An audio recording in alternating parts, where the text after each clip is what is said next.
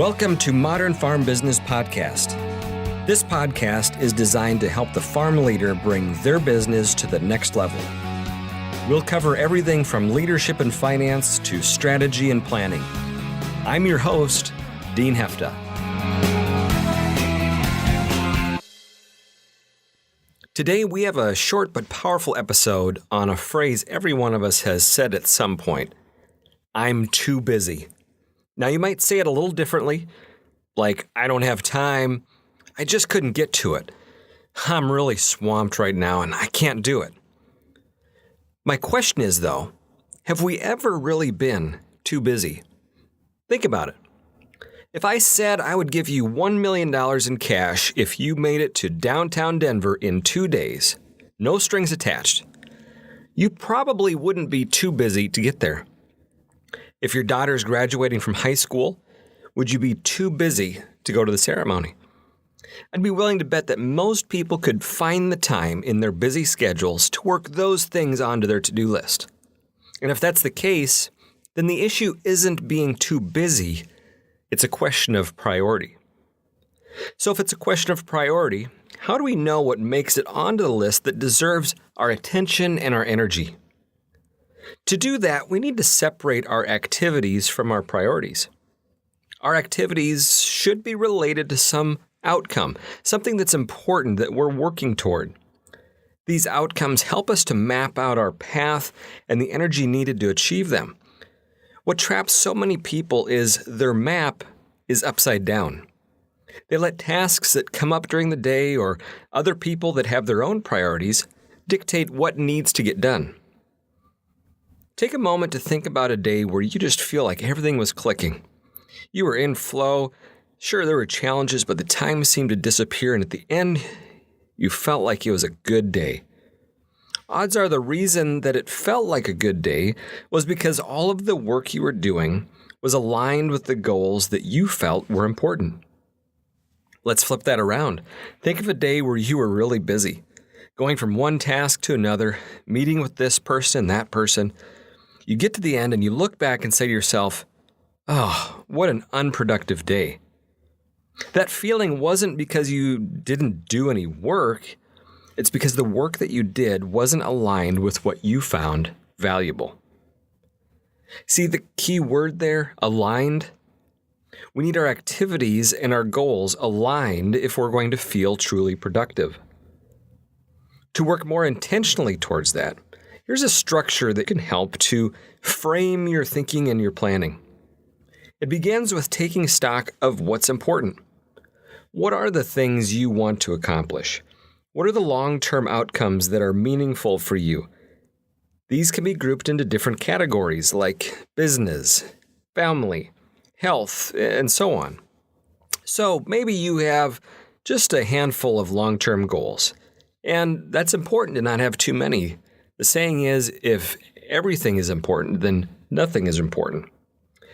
And those goals fall into different categories, then they become these areas of priority. That's the first level. Let's think of an example. Let's say you're a bow hunter, and you've always wanted to learn how to make your own recurve bow. You want to do that before the next season. That's a priority. It's an outcome that you want to accomplish. Now, if we just think about it every day, we're not going to accomplish it. We can envision how wonderful this bow is going to be and how proud we're going to feel about creating it, but that's not enough. The next level is your strategy. This moves the outcome into the how to go about achieving this outcome. So if your outcome is that you want to have your recurve bow built before hunting season, next the strategy for how that's going to happen has to be created. It's identifying, in this case, who might you need to reach out to for advice? What things do you need to learn? What tools are you going to need to get? And what materials are you going to have to find? What are the hurdles that you're going to run into? How often will you be working on it? What's the target completion date? It's simply creating your plan. Everything that's significant for you to consider an outcome, in this case, building your own recurve bow, warrants having a strategy. The third, the final, and the most granular piece is the what.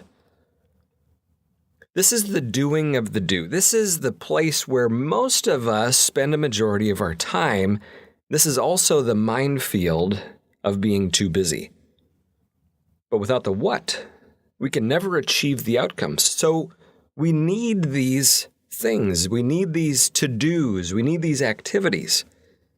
But if we don't manage them and lead them, we're going to be destined to simply being busy.